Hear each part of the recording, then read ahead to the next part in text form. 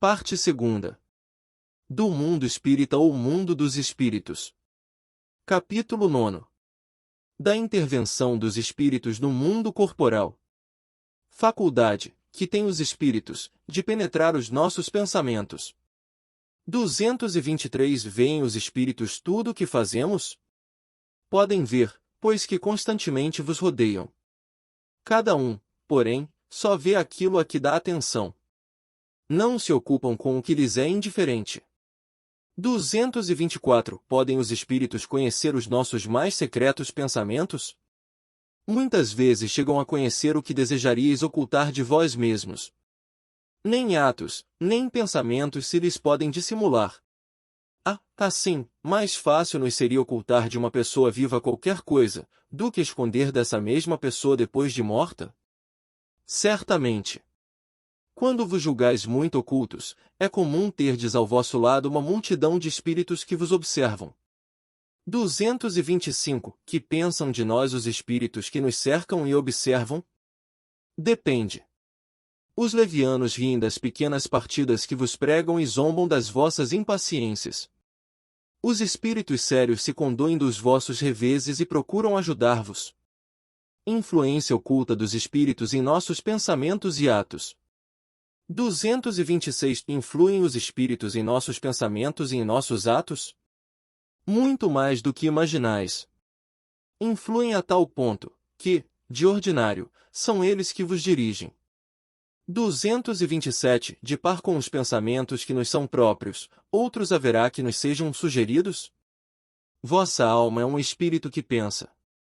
Não ignorais que, frequentemente, muitos pensamentos vos acodem a um tempo sobre o mesmo assunto, não raro, contrários uns dos outros.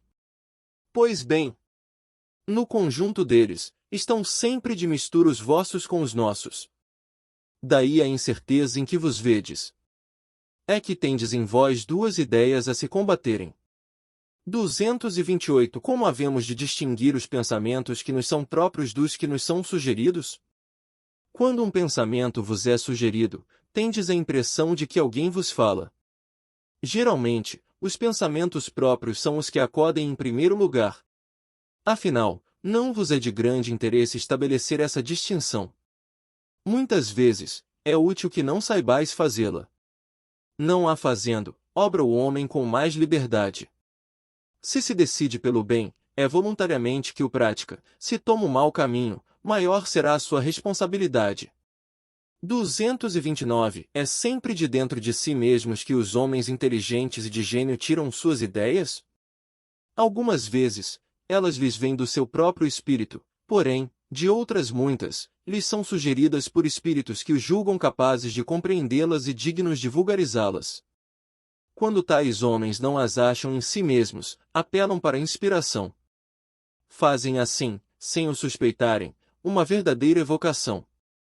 Se fora útil que pudéssemos distinguir claramente os nossos pensamentos próprios dos que nos são sugeridos, Deus nos houvera proporcionado os meios de o conseguirmos, como nos concedeu o de diferenciarmos o dia da noite. Quando uma coisa se conserva imprecisa, é que convém assim aconteça. 230 Disse comumente ser sempre bom o primeiro impulso. É exato? Pode ser bom, ou mau, conforme a natureza do espírito encarnado. É sempre bom naquele que atende às boas inspirações. 231 Como distinguirmos se um pensamento sugerido procede de um bom espírito ou de um espírito mau? Estudai o caso. Os bons espíritos só para o bem aconselham. Compete-vos discernir. 232 Com que fim os espíritos imperfeitos nos induzem ao mal? Para que sofrais como eles sofrem. E isso lhes diminui os sofrimentos? Não, mas fazem-no por inveja, por não poderem suportar que haja seres felizes. B. De que natureza é o sofrimento que procuram infligir aos outros? Os que resultam de ser de ordem inferior à criatura e de estar afastada de Deus. 233 Por que permite Deus que espíritos nos excitem ao mal? Os espíritos imperfeitos são instrumentos próprios a pôr em prova a fé e a constância dos homens na prática do bem. Como espírito que és, tens que progredir na ciência do infinito. Daí o passares pelas provas do mal, para chegares ao bem. A nossa missão consiste em te colocarmos no bom caminho.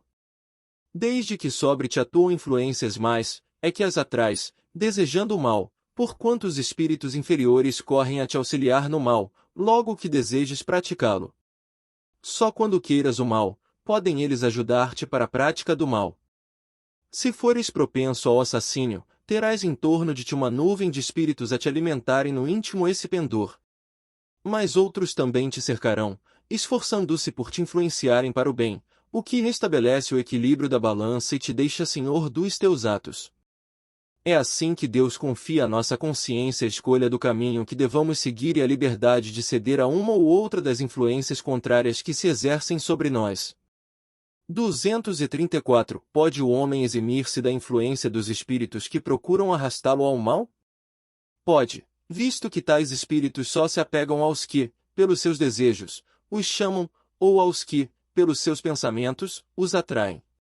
235. Renunciam às suas tentativas os espíritos cuja influência a vontade do homem repele? Que querias que fizessem? Quando nada conseguem, abandonam o campo.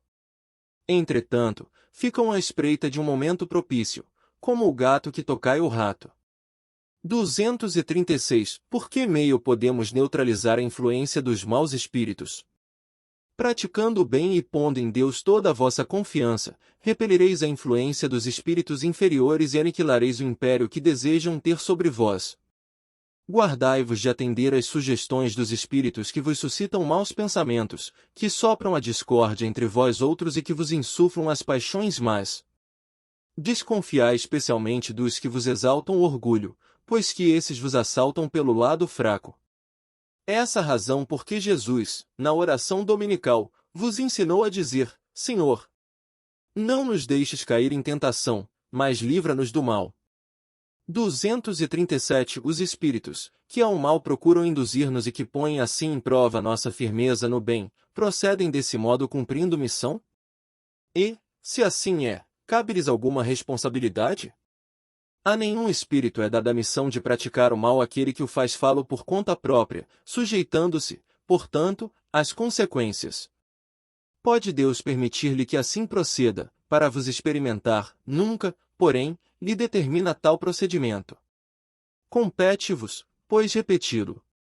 238. Quando experimentamos uma sensação de angústia, de ansiedade indefinível, ou de íntima satisfação, sem que lhe conheçamos a causa, devemos atribuí-la unicamente a uma disposição física. É quase sempre efeito das comunicações em que inconscientemente entrais com os espíritos, ou da que com elas tivestes durante o sono. 239. Os espíritos que procuram atrair-nos para o mal se limitam a aproveitar as circunstâncias em que nos achamos, ou podem também criá-las. Aproveitam as circunstâncias ocorrentes, mas também costumam criá-las, impelindo-vos, malgrado vosso, para aquilo que cobiçais. Assim, por exemplo, encontra um homem, no seu caminho, certa quantia. Não penses tenham sido os espíritos que a trouxeram para ali. Mas, eles podem inspirar ao homem a ideia de tomar aquela direção e sugerir-lhe depois a de se apoderar da importância achada, enquanto outros lhe sugerem a de restituir o dinheiro ao seu legítimo dono. O mesmo se dá com relação a todas as demais tentações. 240. Pode um espírito tomar temporariamente o invólucro corporal de uma pessoa viva, isto é, introduzir-se num corpo animado e obrar em lugar do outro que se acha encarnado neste corpo? O espírito não entra em um corpo como entras numa casa.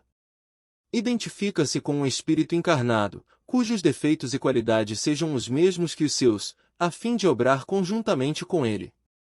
Mas, o encarnado é sempre quem atua, conforme quer, sobre a matéria de que se acha revestido. Um espírito não pode substituir-se ao que está encarnado, por isso que este terá que permanecer ligado ao seu corpo até ao termo fixado para sua existência material. 241. Desde que não há possessão propriamente dita, isto é, coabitação de dois espíritos no mesmo corpo, pode a alma ficar na dependência de outro espírito, de modo a se achar subjugada ou obsidiada ao ponto de a sua vontade vir a achar-se, de certa maneira, paralisada? Sem dúvida, e são esses os verdadeiros possessos. Mas, é preciso saibas que essa dominação não se efetua nunca sem que aquele que a sofre o consinta, quer por sua fraqueza, quer por desejá-la. Muitos epiléticos ou loucos, que mais necessitavam de médico que de exorcismos, têm sido tomados por possessos. O vocábulo possesso, na sua acepção vulgar, supõe a existência de demônios, isto é, de uma categoria de seres maus por natureza, e a coabitação de um desses seres com a alma de um indivíduo, no seu corpo. Pois que, nesse sentido, não há demônios e que dois espíritos não podem habitar simultaneamente o mesmo corpo, não há possessos na conformidade da ideia que esta palavra se acha associada. O termo possesso só se deve admitir como exprimindo a dependência absoluta em que uma alma pode achar-se com relação a espíritos imperfeitos que a subjuguem. 242. Pode alguém por si mesmo afastar os maus espíritos e libertar-se da dominação deles? Sempre é possível, a quem quer que seja, subtrair-se a um jugo, desde que com vontade firme o queira. 243. Mas, não pode acontecer que a fascinação exercida pelo mau espírito seja de tal ordem que o subjugado não a perceba? Sendo assim, poderá uma terceira pessoa fazer que cesse a sujeição da outra? E, nesse caso, qual deve ser a condição dessa terceira pessoa?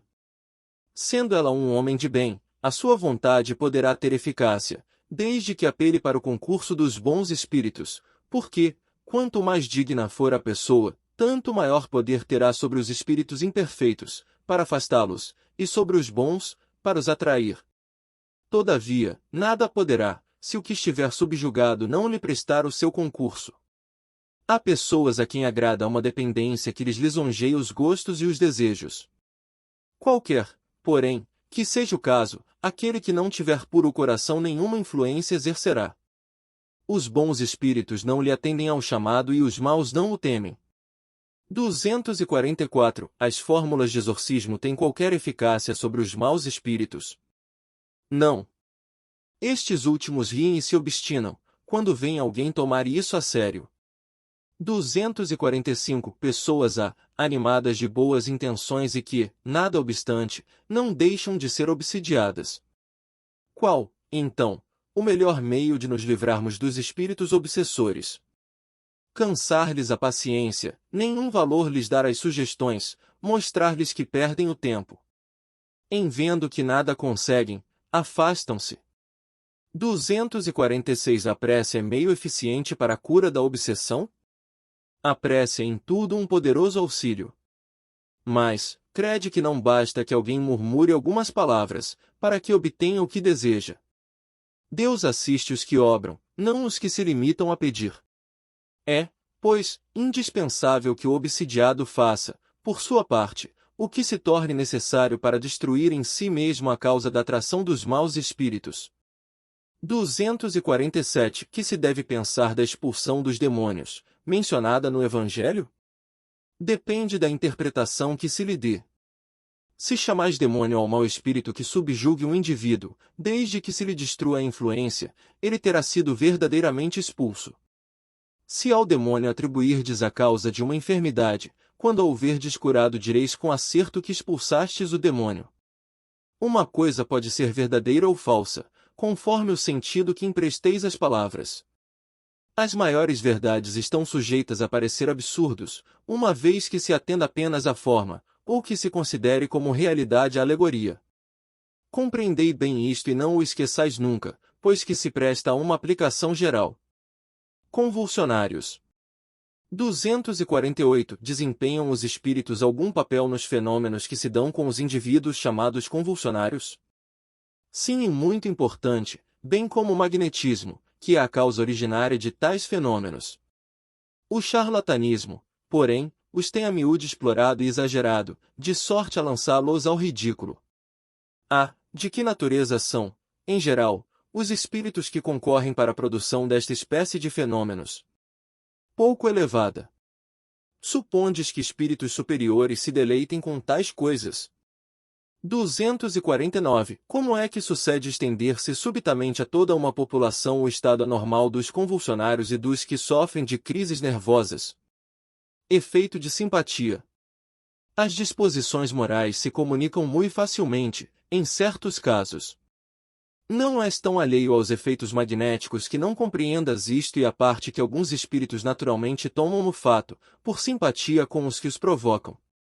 Entre as singulares faculdades que se notam nos convulsionários, algumas facilmente se reconhecem, de que numerosos exemplos oferecem o sonambulismo e o magnetismo, tais como, além de outras, a insensibilidade física, a leitura do pensamento, a transmissão das dores, por simpatia, etc.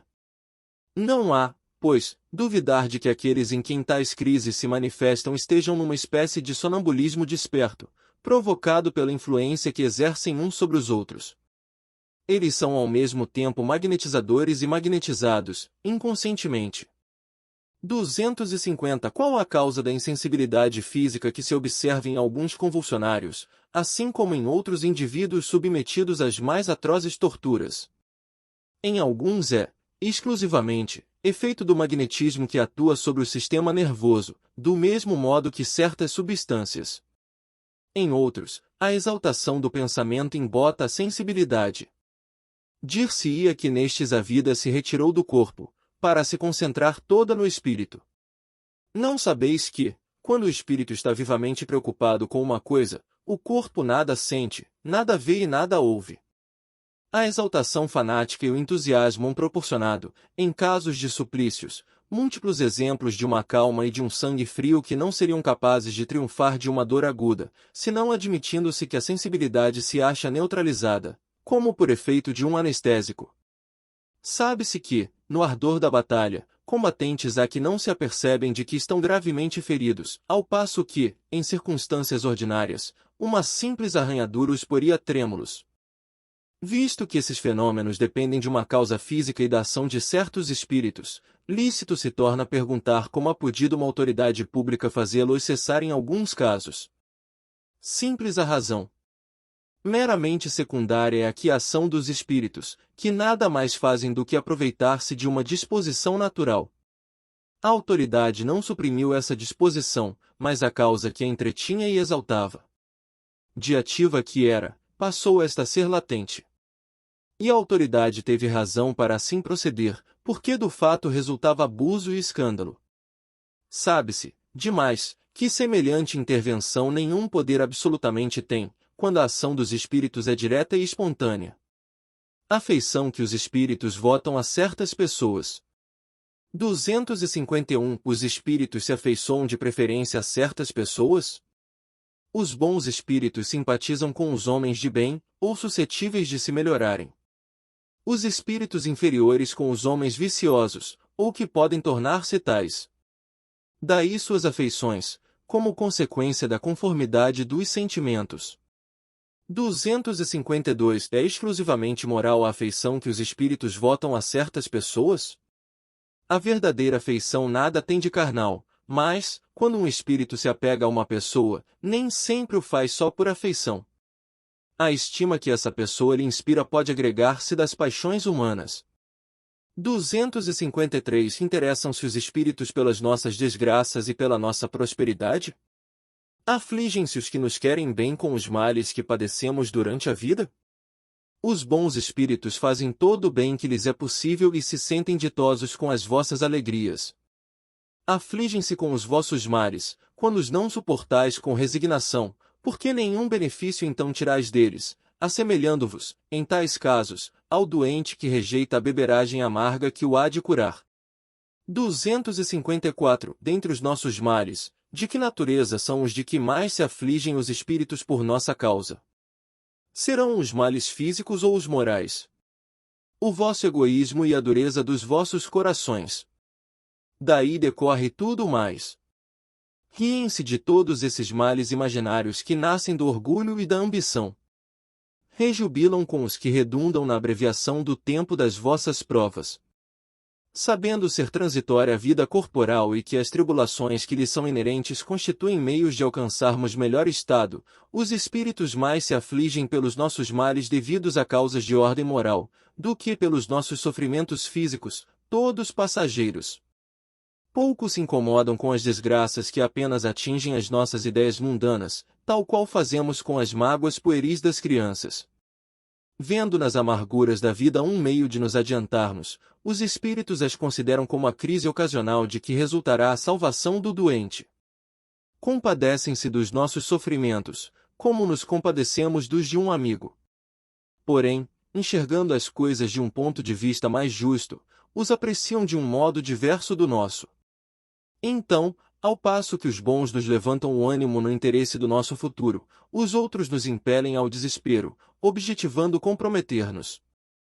255. Os parentes e amigos, que nos precederam na outra vida, maior simpatia nos votam do que os espíritos que nos são estranhos? Sem dúvida e quase sempre vos protegem como espíritos, de acordo com o poder de que dispõem. São sensíveis à afeição que lhes conservamos? Muito sensíveis, mas esquecem-se dos que os olvidam. Anjos de guarda. Espíritos protetores, familiares ou simpáticos. 256. Há espíritos que se liguem particularmente a um indivíduo para protegê-lo? Há o irmão espiritual, o que chamais o bom espírito ou o bom gênio. 257. Que se deve entender por anjo de guarda ou anjo guardião? O espírito protetor, pertencente a uma ordem elevada. 258. Qual a missão do espírito protetor? A de um pai com relação aos filhos, há de guiar o seu protegido pela senda do bem, auxiliá-lo com seus conselhos, consolá-lo nas suas aflições, levantar-lhe o ânimo nas provas da vida. 259. O espírito protetor se dedica ao indivíduo desde o seu nascimento?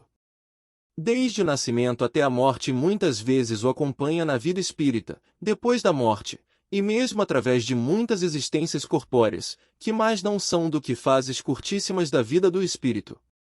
260. É voluntária ou obrigatória a missão do espírito protetor? O espírito fica obrigado a vos assistir, uma vez que aceitou esse encargo.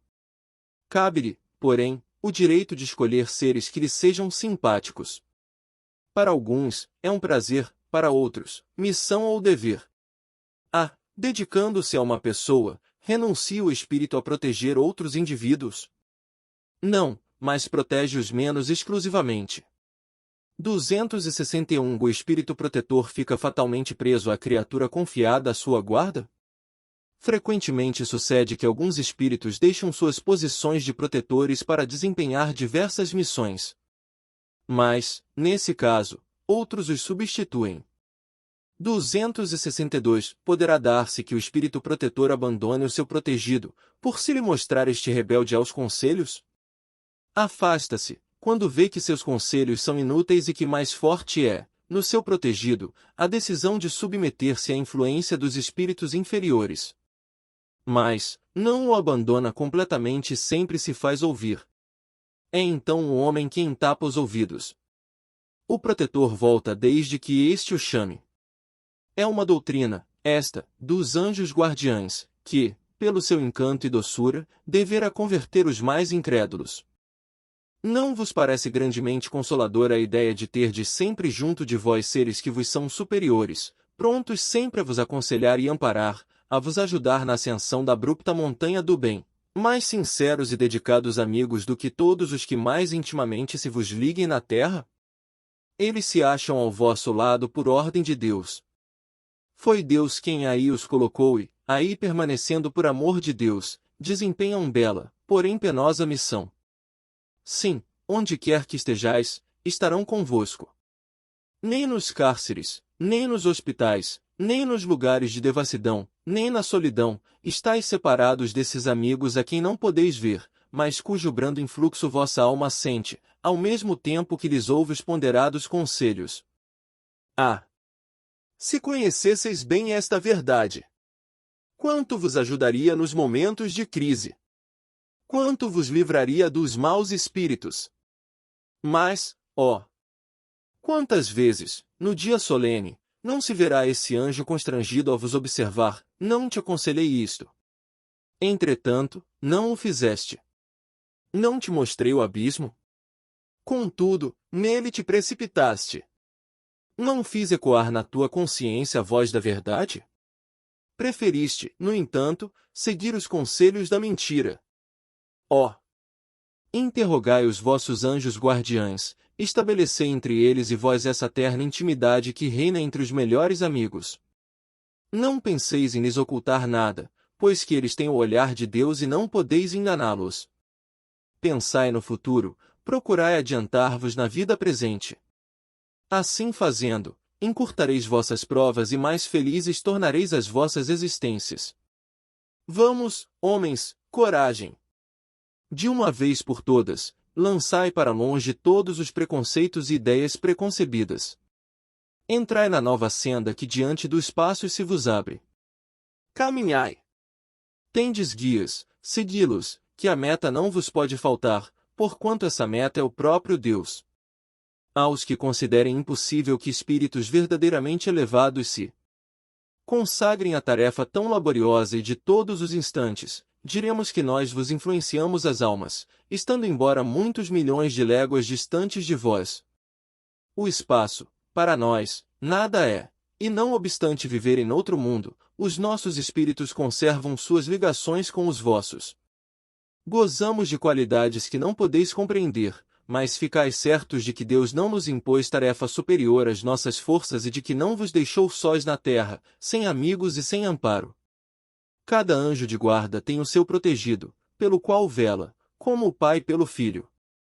Alegra-se, quando vê no bom caminho, sofre, quando lhe ele despreza os conselhos. Não receeis fatigar-nos com as vossas perguntas. Ao contrário, procurai estar sempre em relação conosco. Sereis assim mais fortes e mais felizes. São essas comunicações de cada um com o seu espírito familiar que fazem sejam médiuns todos os homens, médios ignorados hoje, mas que se manifestarão mais tarde e se espalharão qual oceano sem margens, levando de roldão a incredulidade e a ignorância. Homens doutos, instruí os vossos semelhantes, homens de talento, educai os vossos irmãos. Não imaginais que obra fazeis desse modo, a do Cristo, a que Deus vos impõe. Para que vos outorgou Deus a inteligência e o saber, senão para o repartirdes com os vossos irmãos, senão para fazerdes que se adiantem pela senda que conduz à bem-aventurança, à felicidade eterna? São Luís, Santo Agostinho. Nada tem de surpreendente a doutrina dos anjos guardiães, a velarem pelos seus protegidos, malgrado a distância que medeia entre os mundos. É, ao contrário, grandiosa e sublime. Não vemos na terra o Pai velar pelo Filho, ainda que de muito longe, e auxiliá-lo com seus conselhos correspondendo-se com ele? Que motivo de espanto haverá, então, em que os espíritos possam, de um outro mundo, guiar os que, habitantes da terra, eles tomaram sob sua proteção, uma vez que, para eles, a distância que vai de um mundo a outro é menor do que a que, neste planeta, separa os continentes. Não dispõe, além disso, do fluido universal, que entrelaça todos os mundos, tornando-os solidários, veículo imenso da transmissão dos pensamentos, como o ar é, para nós, o da transmissão do som? 263. O espírito, que abandona o seu protegido, que deixa de lhe fazer bem, pode fazer-lhe mal? Os bons espíritos nunca fazem mal, deixam que o façam aqueles que lhes tomam o lugar. Costumais então lançar à conta da sorte as desgraças que vos acabrunham, quando só as sofreis por culpa vossa. 264. Pode um espírito protetor deixar o seu protegido à mercê de outro espírito que lhe queira fazer mal? Os maus espíritos se unem para neutralizar a ação dos bons. Mas, se o quiser, o protegido dará toda a força ao seu protetor. Pode acontecer que o bom espírito encontre alhures uma boa vontade a ser auxiliada. Aplica-se então em auxiliá-la, aguardando que seu protegido lhe volte. 265. Será por não poder lutar contra espíritos maléficos que um espírito protetor deixa que seu protegido se transvie na vida? Não é porque não possa, mas porque não quer. E não quer, porque das provas sai o seu protegido mais instruído e perfeito. Assiste-o sempre com seus conselhos, dando-os por meio dos bons pensamentos que lhe inspira, porém que quase nunca são atendidos. A fraqueza, o descuido ou o orgulho do homem são exclusivamente o que empresta força aos maus espíritos, cujo poder todo advém do fato de lhes não opordes resistência. 266. O espírito protetor está constantemente com o seu protegido? Não haverá alguma circunstância em que, sem abandoná-lo, ele o perca de vista? Há circunstâncias em que não é necessário esteja o espírito protetor junto do seu protegido. 267 momentos haverá em que o espírito deixe de precisar, de então por diante, do seu protetor? Sim, quando ele atinge o ponto de poder guiar-se a si mesmo, como sucede ao estudante, para o qual um momento chega em que não mais precisa de mestre. Isso, porém, não se dá na Terra. 268. Por que a oculta ação dos espíritos sobre a nossa existência e por que, quando nos protegem, não o fazem de modo ostensivo? Se vos fosse dado contar sempre com a ação deles, não obraríeis por vós mesmos e o vosso espírito não progrediria. Para que este possa adiantar-se, precisa de experiência, adquirindo-a frequentemente à sua custa. É necessário que exercite suas forças, sem o que, seria como a criança a quem não consentem que ande sozinha. A ação dos espíritos que vos querem bem é sempre regulada de maneira que não vos tolha o livre-arbítrio, porquanto, se não tivesseis responsabilidade, não avançaríeis na senda que vos há de conduzir a Deus. Não vendo quem o ampara, o homem se confia às suas próprias forças. Sobre ele, entretanto, vela o seu guia e, de tempos a tempos, librada, advertindo-o do perigo. 269. O espírito protetor, que consegue trazer ao bom caminho o seu protegido, lucra algum bem para si?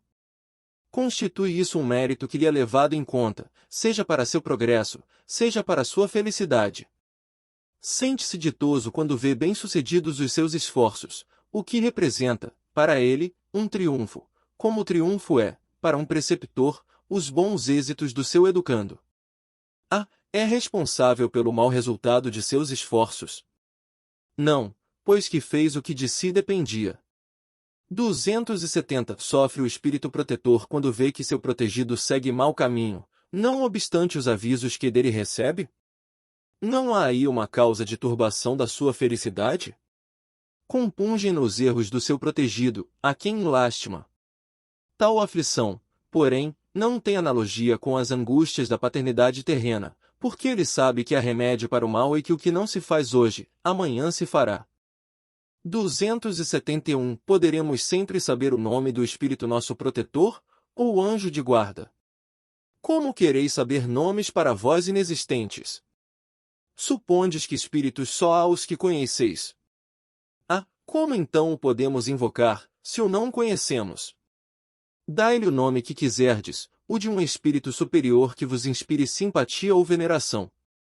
O vosso protetor acudirá ao apelo que com esse nome lhe dirigirdes, visto que todos os bons espíritos são irmãos e se assistem mutuamente.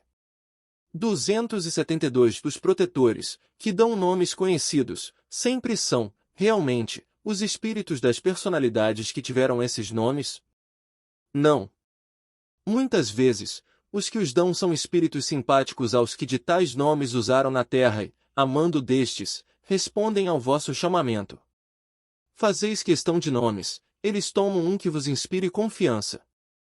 Quando não podeis desempenhar pessoalmente determinada missão, não costumais mandar que outro, por quem respondeis como por vós mesmos, obra em vosso nome. 273. Na vida espírita, reconheceremos o Espírito nosso protetor? De certo, pois não é raro que o tenhais conhecido antes de encarnardes.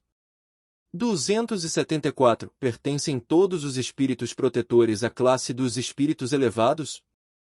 Podem contar-se entre os de classe média? Um pai, por exemplo, pode tornar-se o espírito protetor de seu filho?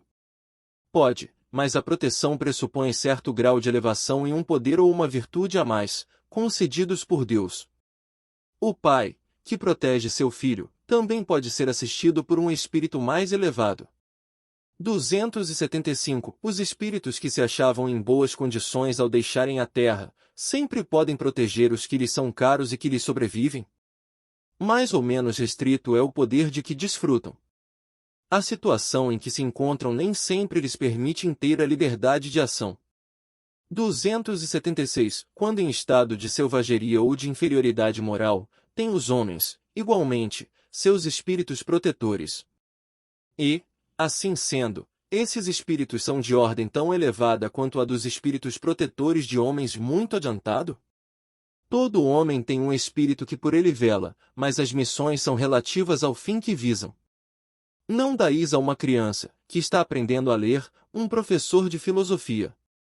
O progresso dos espírito familiar guarda relação com o do espírito protegido. Tendo um espírito que vela por vós, podeis tornar-vos, a vosso turno, o protetor de outro que vos seja inferior, e os progressos que este realize, com o auxílio que lhe dispensardes, contribuirão para o vosso adiantamento. Deus não exige do espírito mais do que comportem a sua natureza e o grau de elevação a que já chegou. 277. Quando o Pai, que vela pelo Filho, reencarna, continua a vela por ele?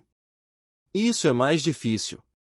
Contudo, de certo modo o faz, pedindo, num instante de desprendimento, a um espírito simpático que o assista nessa missão.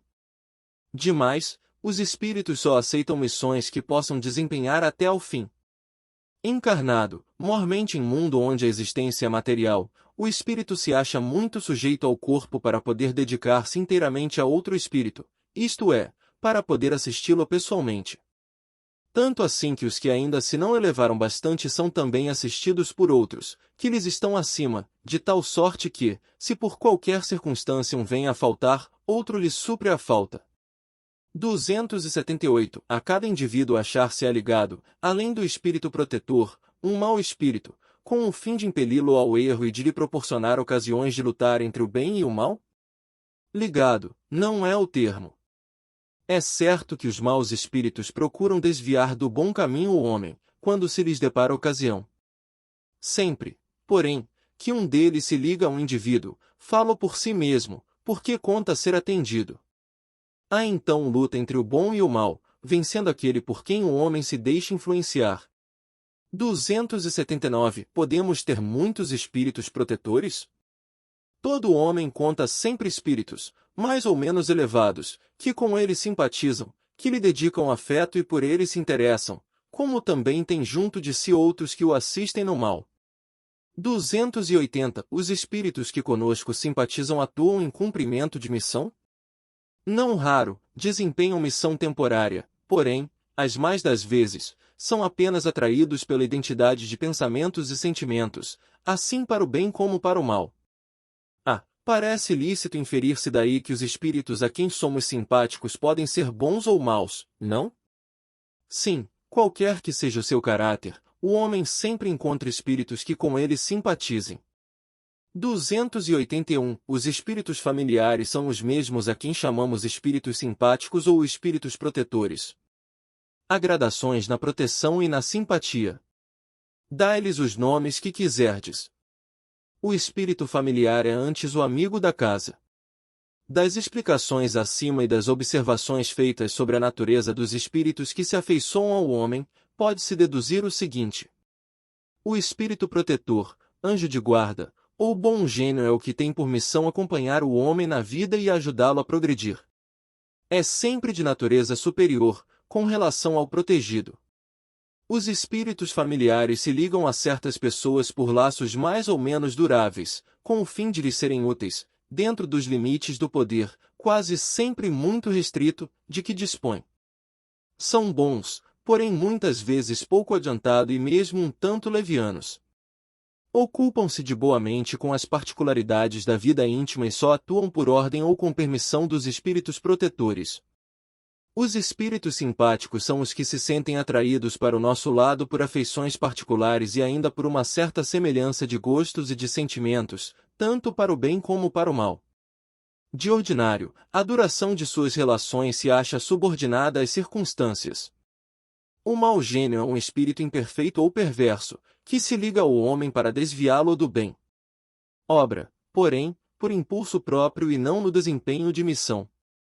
A tenacidade da sua ação está em relação direta com a maior ou facilidade de acesso que encontre por parte do homem, que goza sempre da liberdade de escutar-lhe a voz ou de lhe cerrar os ouvidos. 282. Que se há de pensar dessas pessoas que se ligam a certos indivíduos para levá-los à perdição, ou para guiá-los pelo bom caminho? Efetivamente, certas pessoas exercem sobre outras uma espécie de fascinação que parece irresistível. Quando isso se dá no sentido do mal, são maus espíritos, de que outros espíritos também mal se servem para subjugá-las. Deus permite que tal coisa ocorra para vos experimentar. 283. Poderiam os nossos bons e maus gênios encarnar, a fim de mais perto nos acompanharem na vida? Isso às vezes se dá. Porém, o que mais frequentemente se verifica é encarregarem dessa missão outros espíritos encarnados que lhes são simpáticos. 284. Haverá espíritos que se liguem a uma família inteira para protegê-la? Alguns espíritos se ligam aos membros de uma determinada família, que vivem juntos e unidos pela afeição, mas não acrediteis em espíritos protetores do orgulho das raças. 285. Assim como são atraídos, pela simpatia, para certos indivíduos, são igualmente os espíritos, por motivos particulares, para as reuniões de indivíduos? Os espíritos preferem estar no meio dos que se lhes assemelham. Acham-se aí mais à vontade e mais certos de serem ouvidos. É pelas suas tendências que o homem atrai os espíritos e isso quer esteja só, quer faça parte de um todo coletivo, como uma sociedade, uma cidade ou um povo. Portanto, as sociedades, as cidades e os povos são, de acordo com as paixões e o caráter neles predominantes, assistidos por espíritos mais ou menos elevados. Os espíritos imperfeitos se afastam dos que os repelem. Segue-se que o aperfeiçoamento moral das coletividades, como o dos indivíduos, tende a afastar os maus espíritos e a atrair os bons, que estimulam e alimentam nelas o sentimento do bem, como outros lhes podem insuflar as paixões grosseiras. 286. As aglomerações de indivíduos, como as sociedades, as cidades, as nações, têm espíritos protetores especiais? Tem, pela razão de que esses agregados são individualidades coletivas que, caminhando para um objetivo comum, precisam de uma direção superior. 287. Os espíritos protetores das coletividades são de natureza mais elevada do que os que se ligam aos indivíduos? Tudo é relativo ao grau de adiantamento, quer se trate de coletividades, quer de indivíduos. 288. Podem certos espíritos auxiliar o progresso das artes, protegendo os que às artes se dedicam? Há espíritos protetores especiais e que assistem os que os invocam, quando dignos dessa assistência. Que queres, porém, que façam com os que julgam ser o que não são? Não lhes cabe fazer que os cegos vejam, nem que os surdos ouçam. Os antigos fizeram, desses espíritos, divindades especiais. As musas não eram senão a personificação alegórica dos espíritos protetores das ciências e das artes, como os deuses Lares e Penates simbolizavam os espíritos protetores da família. Também modernamente, as artes, as diferentes indústrias, as cidades, os países têm seus patronos, que mais não são do que espíritos superiores, sob várias designações. Tendo todo o homem espíritos que com ele simpatizam, claro é que, nos corpos coletivos, a generalidade dos espíritos que lhes votam simpatia está em proporção com a generalidade dos indivíduos, que os espíritos estranhos são atraídos para essas coletividades pela identidade dos gostos e das ideias, em suma, que esses agregados de pessoas, tanto quanto os indivíduos, são mais ou menos bem assistidos e influenciados, de acordo com a natureza dos sentimentos dominantes entre os elementos que os compõem. Nos povos, determinam a atração dos espíritos os costumes, os hábitos, o caráter dominante e as leis sobretudo, porque o caráter de uma nação se reflete nas suas leis. Fazendo reinar em seu seio a justiça, os homens combatem a influência dos maus espíritos. Onde quer que as leis consagrem coisas injustas, contrárias à humanidade, os bons espíritos ficam em minoria e a multidão, que aflui, dos maus mantém a nação aferrada às suas ideias e paralisa as boas influências parciais, que ficam perdidas no conjunto, como ensoladas espigas entre espinheiros. Estudando-se os costumes dos povos ou de qualquer reunião de homens, facilmente se forma a ideia da população oculta que se lhes imiscui no modo de pensar e nos atos. Pressentimentos. 289. O pressentimento é sempre um aviso do espírito protetor? É o conselho íntimo e oculto de um espírito que vos quer bem. Também está na intuição da escolha que se haja feito. É a voz do instinto. Antes de encarnar, tem o espírito conhecimento das fases principais de sua existência, isto é, do gênero das provas a que se submete. Tendo estas caráter assinalado, ele conserva, no seu foro íntimo, uma espécie de impressão de tais provas e essa impressão, que é a voz do instinto, fazendo-se ouvir quando lhe chega o momento de sofrê-las, se torna pressentimento. 290 Acontecendo que os pressentimentos e a voz do instinto são sempre algum tanto vagos, que devemos fazer, na incerteza em que ficamos? Quando te achares na incerteza, invoca o teu bom espírito, ou ora a Deus, soberano Senhor de todos, e ele te enviará um de seus mensageiros, um de nós. 291 Os avisos dos espíritos protetores objetivam unicamente nosso procedimento moral, ou também o proceder que devamos adotar nos assuntos da vida particular. Tudo. Eles se esforçam para que vivais o melhor possível. Mas, quase sempre tapais os ouvidos aos avisos salutares e vos tornais desgraçados por culpa vossa. Os espíritos protetores nos ajudam com seus conselhos, mediante a voz da consciência que fazem ressoar em nosso íntimo. Como, porém, nem sempre ligamos a isso a devida importância, outros conselhos mais diretos eles nos dão, servindo-se das pessoas que nos cercam. Examine cada um as diversas circunstâncias felizes ou infelizes de sua vida e verá que em muitas ocasiões recebeu conselhos de que se não aproveitou e que lhe teriam poupado muitos desgostos, se os houver escutado. Influência dos espíritos nos acontecimentos da vida. 292 Exercem os espíritos alguma influência nos acontecimentos da vida? Certamente, pois que vos aconselham. Exercem essa influência por outra forma que não apenas pelos pensamentos que sugerem, isto é, têm ação direta sobre o cumprimento das coisas? Sim, mas nunca atuam fora das leis da natureza. Imaginamos erradamente que aos espíritos só caiba manifestar sua ação por fenômenos extraordinários. Quiséramos que nos viessem auxiliar por meio de milagres e os figuramos sempre armados de uma varinha mágica. Por não ser assim é que oculta nos parece a intervenção que tem nas coisas deste mundo e muito natural o que se executa com o concurso deles.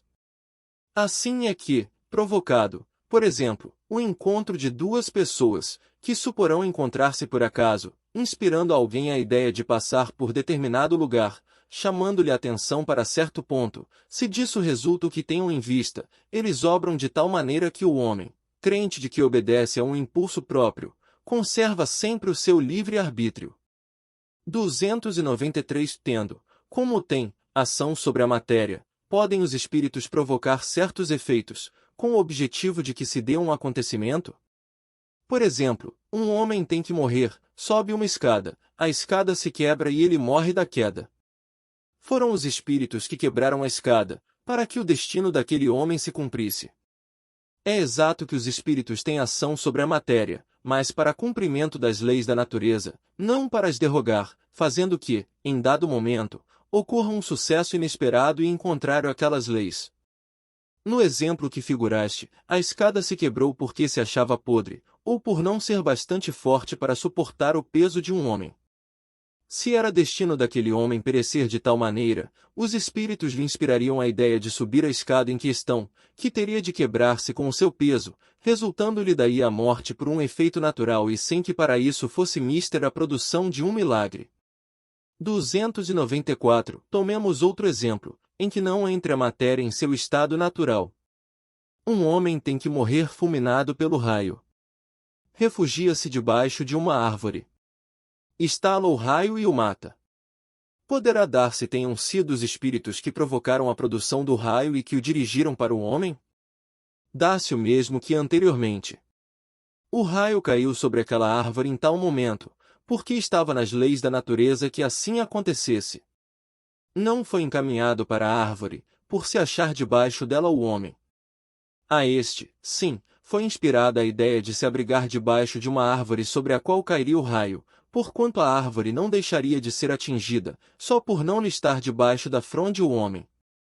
295 No caso de uma pessoa mal intencionada disparar sobre outra um projetil que apenas lhe passe perto sem a atingir, poderá ter sucedido que um espírito bondoso haja desviado o projetil? Se o indivíduo alvejado não tem que perecer desse modo, o espírito bondoso lhe inspirará a ideia de se desviar, ou então poderá ofuscar o que impunha a arma, de sorte a fazê-lo apontar mal, porquanto, uma vez disparada a arma, o projetil segue linha que tem de percorrer. 296 Que se deve pensar das balas encantadas, de que falam algumas lendas e que fatalmente atingem o alvo? Pura imaginação. O homem gosta do maravilhoso e não se contenta com as maravilhas da natureza. Podem os espíritos que dirigem os acontecimentos terrenos ter obstado a sua ação por espíritos que queiram o contrário? O que Deus quer se executa. Se houver demora na execução, ou lhe surjam obstáculos, é porque ele assim o quis.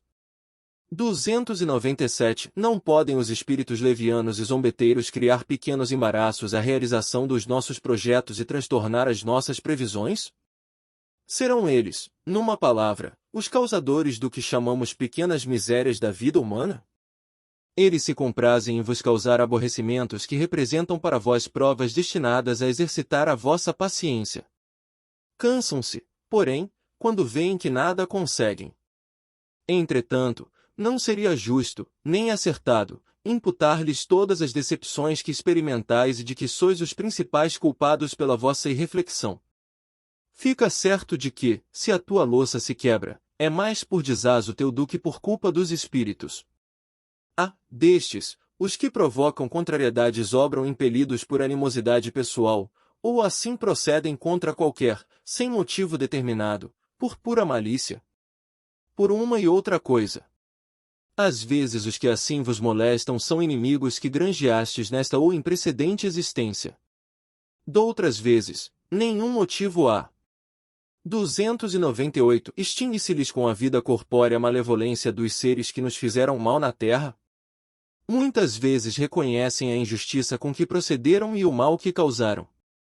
Mas, também, não é raro que continuem a perseguir-vos, cheios de animosidade, se Deus o permitir, por ainda vos experimentar. Pode-se pôr termo a isso? Por que meio? Podeis. Orando por eles e lhes retribuindo o mal com o bem, acabarão compreendendo a injustiça do proceder deles. Demais, se souberdes colocar-vos acima de suas maquinações, deixar-vos-ão, por verificarem que nada lucram. A experiência demonstra que alguns espíritos continuam em outra existência a exercer as vinganças que vinham tomando e que assim, cedo ou tarde, o homem paga o mal que tenha feito a outrem. 299 Tem os espíritos o poder de afastar de certas pessoas os males e de favorecê-las com a prosperidade? De todo, não, porquanto, há males que estão nos decretos da providência. Amenizam-vos, porém, as dores, dando-vos paciência e resignação. Ficai igualmente sabendo que de vós depende muitas vezes poupar-vos aos males, ou, quando menos, atenuá-los. A inteligência, Deus vô-la outorgou para que dela vos servais e é principalmente por meio da vossa inteligência que os espíritos vos auxiliam, sugerindo-vos ideias propícias ao vosso bem. Mas, não assistem senão os que sabem assistir-se a si mesmos. Esse é o sentido destas palavras: buscai e achareis, batei e se vos abrirá. Sabei ainda que nem sempre é um mal o que vos parece ser-o. Frequentemente, do que considerais um mal sairá um bem muito maior. Quase nunca compreendeis isso, porque só atentais no momento presente ou na vossa própria pessoa. 300 Podem os espíritos fazer que obtenham riquezas os que lhes pedem que assim aconteça? Algumas vezes, como prova. Quase sempre, porém, recusam, como se recusa a criança a satisfação de um pedido inconsiderado. São os bons ou os maus espíritos que concedem esses favores? Uns e outros. Depende da intenção. As mais das vezes, entretanto, os que concedem são os espíritos que vos querem arrastar para o mal e que encontram meio fácil de o conseguirem, facilitando-vos os gozos que a riqueza proporciona. 301 Será por influência de algum espírito que, fatalmente, a realização dos nossos projetos parece encontrar obstáculos. Algumas vezes é isso efeito da ação dos espíritos, muito mais vezes, porém, é que andais errados na elaboração e na execução dos vossos projetos. Muito influem nesses casos a posição e o caráter do indivíduo. Se vos obstinais em ir por um caminho que não deveis seguir, os espíritos nenhuma culpa têm dos vossos insucessos. Vós mesmos vos constituís em vossos maus gênios. 302. Quando algo de venturoso nos sucede ao Espírito nosso protetor, que devemos agradecê-lo? Agradecei primeiramente a Deus, sem cuja permissão nada se faz, depois aos bons espíritos que foram os agentes da sua vontade. A. Que sucederia se nos esquecêssemos de agradecer? O que sucede aos ingratos? B. No entanto, pessoas a que não pedem nem agradecem e às quais tudo sai bem. Assim é, de fato, mas importa ver o fim. Pagarão bem caro essa felicidade de que não são merecedores, pois quanto mais houverem recebido, tanto maiores contas terão que prestar. Ação dos espíritos nos fenômenos da natureza.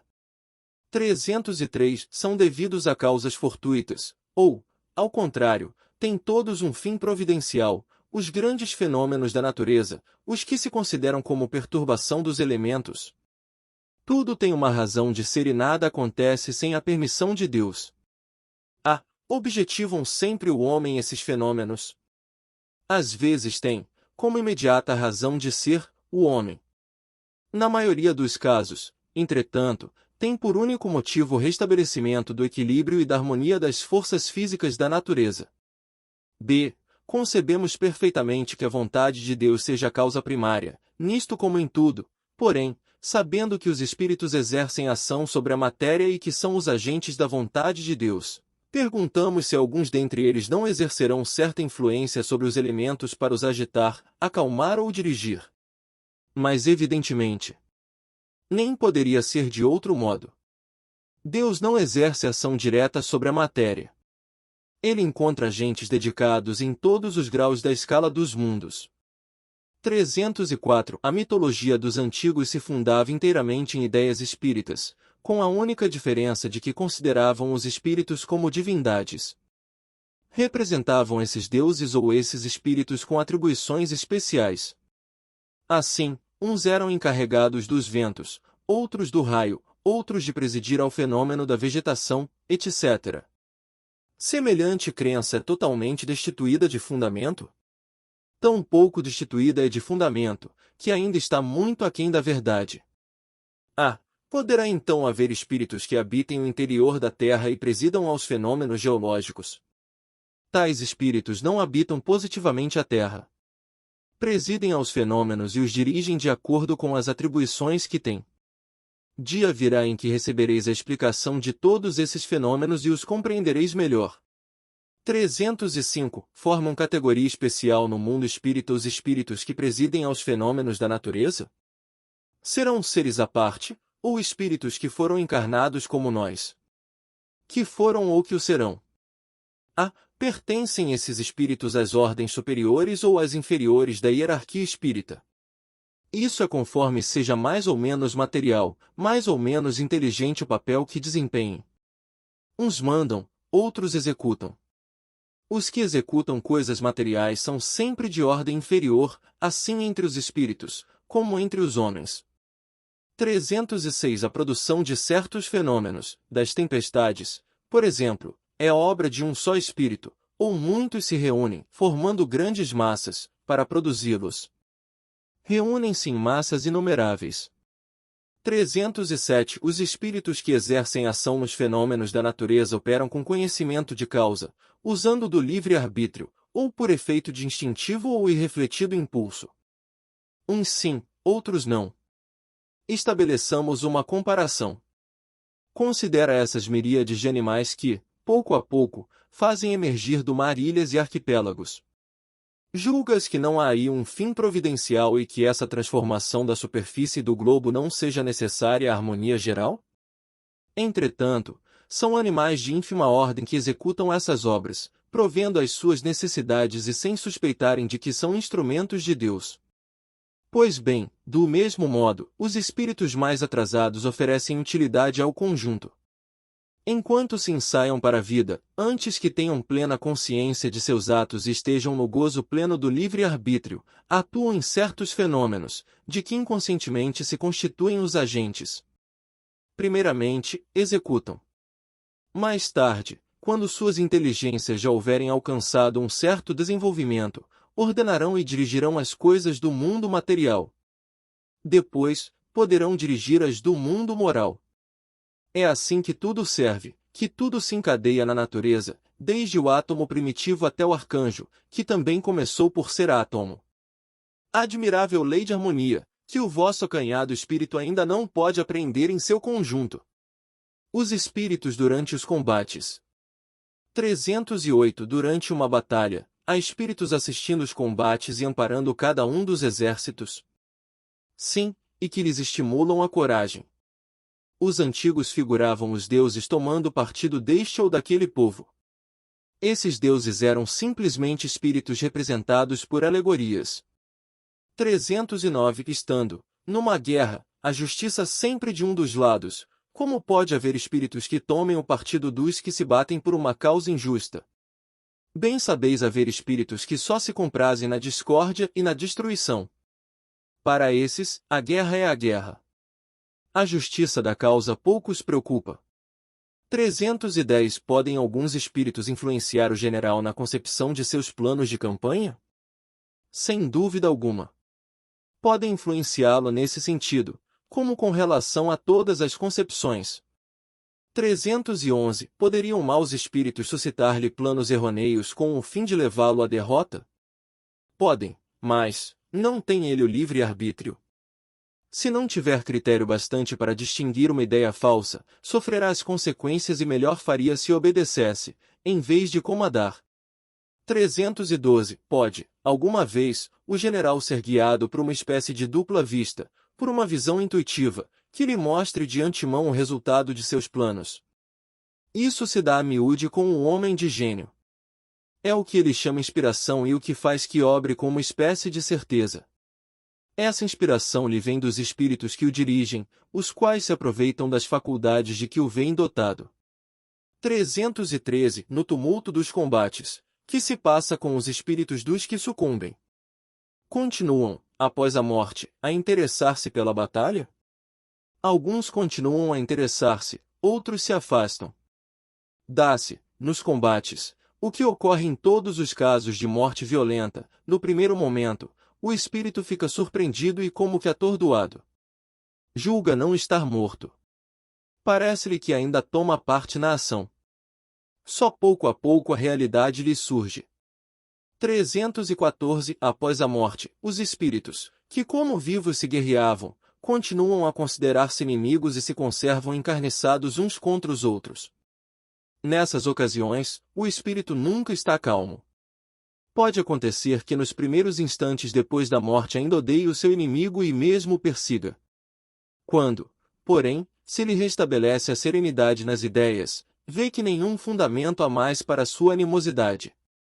Contudo, não é impossível que dela guarde vestígios mais ou menos fortes, conforme o seu caráter.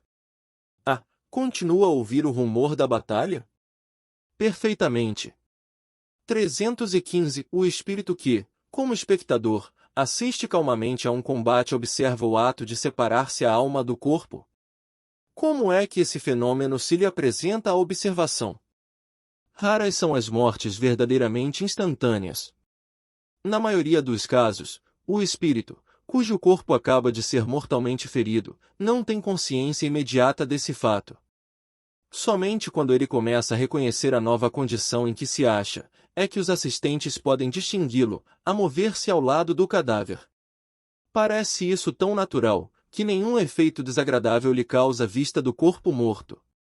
Tendo-se a vida toda concentrada no espírito, só ele prende a atenção dos outros. É com ele que estes conversam, ou a ele é que fazem determinações. Pactos. 316 Algo de verdade haverá nos pactos com os maus espíritos? Não há pactos. Há, porém, naturezas mais que simpatizam com os maus espíritos. Por exemplo, queres atormentar o teu vizinho e não sabes como has de fazer. Chamas então por espíritos inferiores que, como tu, só querem o mal e que, para te ajudarem, exigem que também os sirvas em seus maus desígnios. Mas, não se segue que o teu vizinho não possa livrar-se deles por meio de uma conjuração oposta e pela ação da sua vontade. Aquele que intenta praticar uma ação má, pelo simples fato de alimentar essa intenção, chama em seu auxílio maus espíritos, aos quais fica então obrigado a servir, porque dele também precisam esses espíritos, para o mal que queiram fazer. Nisto é que consiste o pacto. O fato de o homem ficar, às vezes, na dependência dos espíritos inferiores nasce de se entregar aos maus pensamentos que estes lhe sugerem e não de estipulação quaisquer que com eles faça. O pacto, no sentido vulgar do termo, é uma alegoria representativa da simpatia existente entre um indivíduo de natureza má e espíritos malfazejos. 317. Qual o sentido das lendas fantásticas em que figuram indivíduos que teriam vendido suas almas a Satanás para obterem certos favores? Todas as fábulas encerram um ensinamento e um sentido moral. O vosso erro consiste em tomá-las ao pé da letra. Isso a que te referes é uma alegoria, que se pode explicar desta maneira: aquele que chama em seu auxílio os espíritos, para deles obter riquezas, ou qualquer outro favor, rebela-se contra a providência, renuncia à missão que recebeu e às provas que lhe cumpre suportar neste mundo. Sofrerá na vida futura as consequências desse ato. Não quer isto dizer que sua alma fique para sempre condenada à desgraça. Mas, desde que, em lugar de se desprender da matéria, nela cada vez se enterra mais, não terá, no mundo dos espíritos, a satisfação de que haja gozado na terra, até que tenha resgatado a sua falta, por meio de novas provas, talvez maiores e mais penosas. Coloca-se, por amor dos gozos materiais, na dependência dos espíritos impuros. Estabelece-se assim, tacitamente, entre estes e o delinquente, um pacto que o leva à sua perda, mas que lhe será sempre fácil romper, se o quiser firmemente, granjeando a assistência dos bons espíritos. Poder oculto. Talismãs. Feiticeiros. 318. Pode um homem mau, com o auxílio de um mau espírito que lhe seja dedicado, fazer mal ao seu próximo? Não, Deus não o permitiria. 319. Que se deve pensar da crença no poder, que certas pessoas teriam, de enfeitiçar? Algumas pessoas dispõem de grande força magnética, de que podem fazer mau uso, se maus forem seus próprios espíritos, caso em que possível se torna a serem secundados por outros espíritos maus. Não creias, porém, num pretenso poder mágico, que só existe na imaginação de criaturas supersticiosas, ignorantes das verdadeiras leis da natureza. Os fatos que citam, como prova da existência desse poder, são fatos naturais, mal observados e sobretudo mal compreendidos. 320. Que efeito podem produzir as fórmulas e práticas mediante as quais pessoas a que pretendem dispor do concurso dos espíritos? O efeito de torná-las ridículas, se procedem de boa fé. No caso contrário, são tratantes que merecem castigo. Todas as fórmulas são mera charlatanaria. Não há palavra sacramental nenhuma, nenhum sinal cabalístico, nem talismã, que tenha qualquer ação sobre os espíritos, porquanto estes só são atraídos pelo pensamento e não pelas coisas materiais. Mas, não é exato que alguns espíritos têm ditado, eles próprios, fórmulas cabalísticas. Efetivamente, espíritos aqui indicam sinais, palavras estranhas, ou prescrevem a prática de atos, por meio dos quais se fazem os chamados conjuros. Mas, ficais certos de que são espíritos que de vós outros escarnecem e zombam da vossa credulidade. 321. Não pode aquele que, com ou sem razão, confia no que chama a virtude de um talismã, atrair um espírito, por efeito mesmo dessa confiança, visto que, então, o que atua é o pensamento, não passando o talismã de um sinal que apenas lhe auxilia a concentração? É verdade, mas, da pureza da intenção e da elevação dos sentimentos depende a natureza do espírito que é atraído. Ora, muito raramente aquele que seja bastante simplório para acreditar na virtude de um talismã deixará de colimar um fim mais material do que moral. Qualquer, porém, Que seja o caso, essa crença denuncia uma inferioridade e uma fraqueza de ideias que favorecem a ação dos espíritos imperfeitos e escarninhos. 322. Que sentido se deve dar ao qualificativo de feiticeiro? Aqueles a quem chamais feiticeiros são pessoas que, quando de boa fé, gozam de certas faculdades, como sejam a força magnética ou a dupla vista.